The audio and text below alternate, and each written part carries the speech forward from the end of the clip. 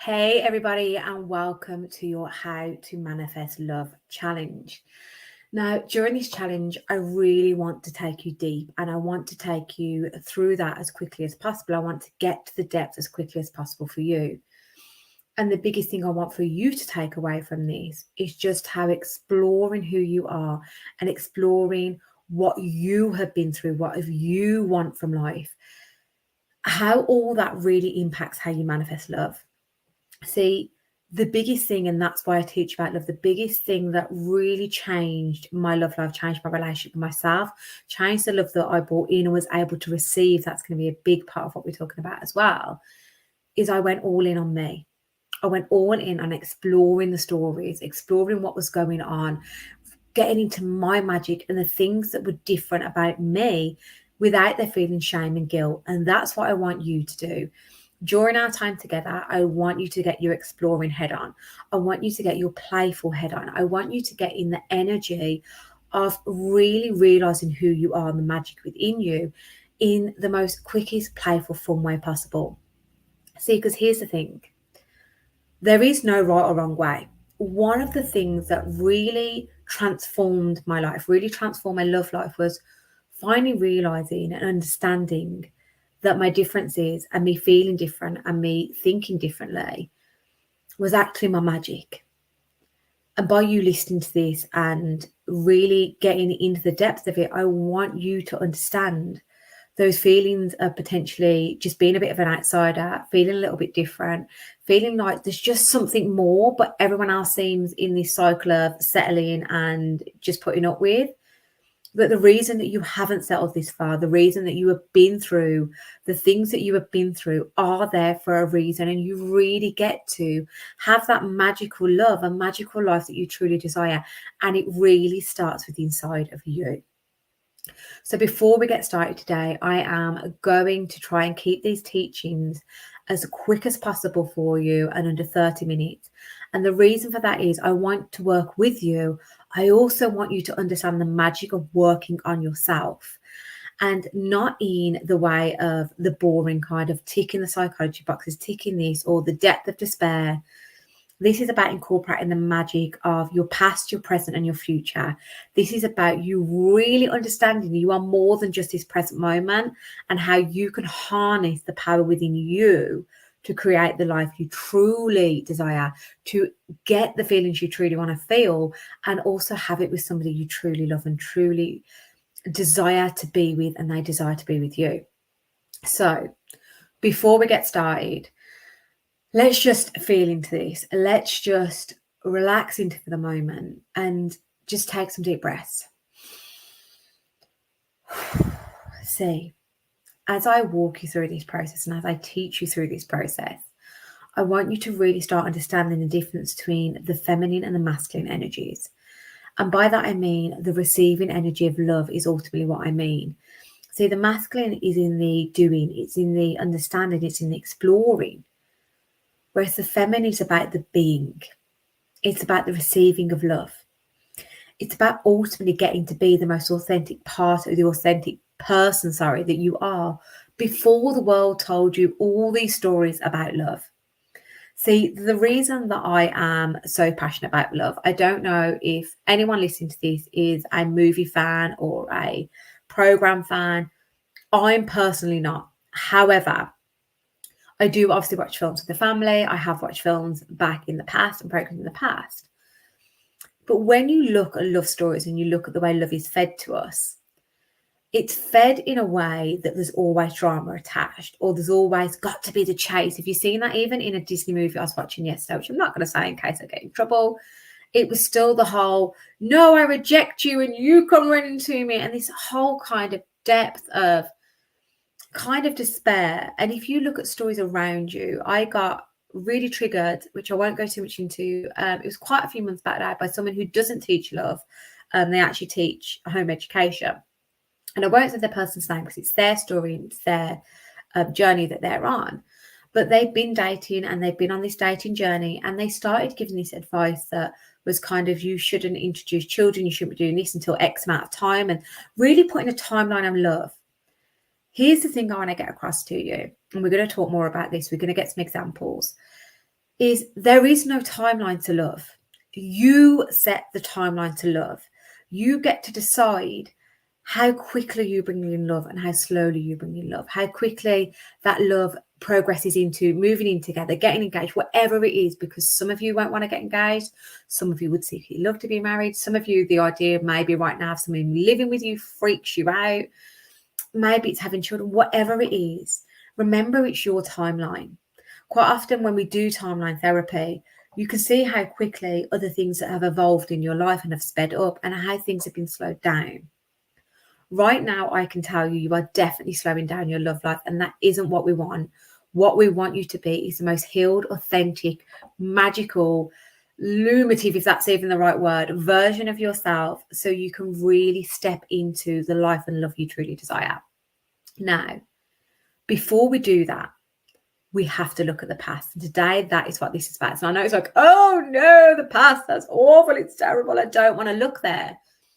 But there is so much magic. There's so many nuggets of just details and golden moments in the past that will be causing love blocks, that will be blocking love being able to come into you. But also there's great lessons. See, what truly transformed my love life wasn't the hypnotherapy diploma. It wasn't the neurolinguistic program. It wasn't the past life regression. It wasn't the crystal healing. It was a combination of those. But it was actually me being the most unapologetic version of myself without it feeling icky, without it feeling shamed. I mean, have you ever been able to walk into a room and it just feels like you feel amazing and you're not feeling a sense of guilt, shame, that in some way you're being egotistical, in some way that you are taken away from somebody else by feeling beautiful or by feeling magnetic? See, we are sold these stories. As I was talking about with the regards to the movies, I mean, here's an example. Friends, Rachel and Ross. Who doesn't know the Rachel and Ross story? Or what's the other one? Sex and City, Mr. Big. There's always this drama and this pull, and in the end, they end up together and, oh, it's also amazing. Who really wants that love story? The reason we sold that love story and the reason we want it is because somewhere in our inner child, somewhere in the past, we've been taught that's how love's meant to feel. When someone fights for you, when someone gets up on stage and literally declares their love to you, you're the most special person in the world. But see, you feeling special is something that's meant to be an internal job. And it's something that's meant to radiate because it sets a standard to how you're meant to be treated, how you're meant to feel. So before we go any further into this training, if you are watching this on replay, if you're watching it live, no matter what you're doing, all you need is a pen and paper, or get your phone out, get some notes out. Because here's the thing. It's Danielle Lepore that teaches about how we feel. And I think, I can't remember the exact process. I went through this process many, many years ago, and it didn't really hit with me, to be honest, at the time as it does now. Desire map process, something like that. But anyway, it was about add core feelings, how we want to feel. And when I work in depth with somebody, I go into our values, I go into all this stuff. But at the core of it, there's a feeling that we desire. And there's a feeling that we desire. And it's not meant to be necessarily the rest of our life. It's meant to be right now. So if I could literally wave a magic wand, how do you want to feel at this end of this process? What feelings? And journal on this. Get a pen and paper. Start putting some words down and see what hits the most. Loved, excited, secure, safe, free, embodiment, whatever. Like, what words come to you? How do you want to feel? Is it a sense of relief? Is it a sense of uniqueness? Is it a sense of spark? How do you want to feel? Now, I want you to write that word down. I want you to have it on a separate piece of paper. You don't have to do this right now, but a separate piece of paper, because this is about our intention. Because see, everything really in life is about intention. It's almost like with that, every word we cast in spells, our negative thoughts, our beliefs. If we don't manifest what we want, we manifest who we are. Even the word manifestation to me now almost has a kind of a connotation, a feeling of kind of illusion, because of kind of how I think it's portrayed out into the world. But really, manifesting is about speeding up your timeline. It's about speeding up the journey for what you truly desire. So write that down. We're going to come back to that at the end just to work some magic around that, okay? So what I want you to look at is we've looked at how we want to feel. We've looked at our intention for how we want to feel the word. So we're going to put that to one side for 1 second. Now, I want to take you through some practical work now, because what really changed my love life and what's helped me change my clients' love life is getting them to understand themselves, getting them to understand the magic within them being the energy, but also the strength within them that is like the masculine energy. It's also the feminine energy, believe it or not. And we'll explore that more tomorrow and the next day. But for now, because this is about love and I can never say the word properly, lineage, I can never say it properly, but basically our generational line, we are sold different stories about love. We are sold stories that will literally be playing out. For those that don't know, and I'm pretty sure a lot of you probably do know, maybe you don't, there's no shame if you don't. We know that our belief system is set by the time we're kind of 7 or 8. Our brain isn't fully developed till we're 25. However, hence the reason we make a lot of mistakes for 25, so we'll be doing some really ridiculous work on that. However, if you think about a young, impressionable 4, 5, even before then, the stories that you are told, can you see how they have to play out in your life? See, our brain our subconscious isn't a no, it's a yes brain. So you want to believe you're ugly, you want to believe you're not good enough, you want to believe every man cheats, you want to believe that there is no such thing as lasting love, you want to believe it comes at a cost, you want to believe that you can't be successful and have love, you want to believe that no one will love you as a single mom, that no one will love your children. Your brain's going to go, yes, yes, yes, yes, yes, and look for evidence, okay? That's literally how your brain works. So what I want you to do, and this is your task for today, your fun task, is I want you to look at the 3 most influential relationships that were in your life when you were young. So maybe it was your mum and dad, or maybe if your mum was single or you were raised just by your dad, grandparents, auntie, uncles, friends, like friends' parents. If the first 3, and like, don't overthink this. One of the questions I get asked a lot, because when women initially come to work with me, generally they're in their masculine mind a lot. They're in the analytical mind. And for the record, I go into my analytical mind a lot. It's something that I have had to retrain myself to do. And it was also the real switching point, being able to get into my feminine energy that allowed love to literally come in within 30 days. Okay, so who were those people and what messages did you receive about love? Now, to help you feel into this, that the messages I received about love is you couldn't be financially successful and have love, that a career was more important than children. So when I had then a child by myself, you can see how that escalated into, oh my goodness, I'm definitely not going to be able to have the career and the love and a child. So I had to go down the line of child and career because that felt safer. So if you were brought up, especially if you were brought up in what I'd kind of call not a loveless household, as in there was no love, but if you were brought up in basically a childhood that doesn't represent the love that you want and you desire, can you see how that's literally buggering you up? Can you see how that's literally just making life so much harder than it needs to be?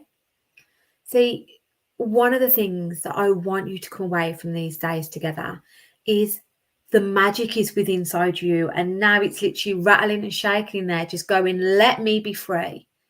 But you can't be free until you unpick these stories, and it doesn't have to be done in a stressful way. So what stories were you taught about love? What messages were you given from the people that were most important to you? And I literally want you to get this down on pen and paper and really write it down. What were you taught about love? What were you shown about love? What were you told about even feeling attractive, about feeling beautiful? I want you to make at least 10, if not 20 messages you were given about love. So, for instance, in order to be loved, you have to be. Now, if you really want to deepen this process, get yourself in front of a mirror. Get yourself in front of a mirror and set a 2-minute timer. Have a look in the mirror and start hearing the messages that come up. In order for me to be loved, I have to be. The reason I can't have love is because. So I don't want to give you too many different ways of doing it right this second, because it will blow your brain, and that's the difference between one-to-one coaching and trainings like this, because in one-to-one coaching, I walk you through that process. I literally do the mirror work with you and we unpick it and we go on our little journeys, which is great.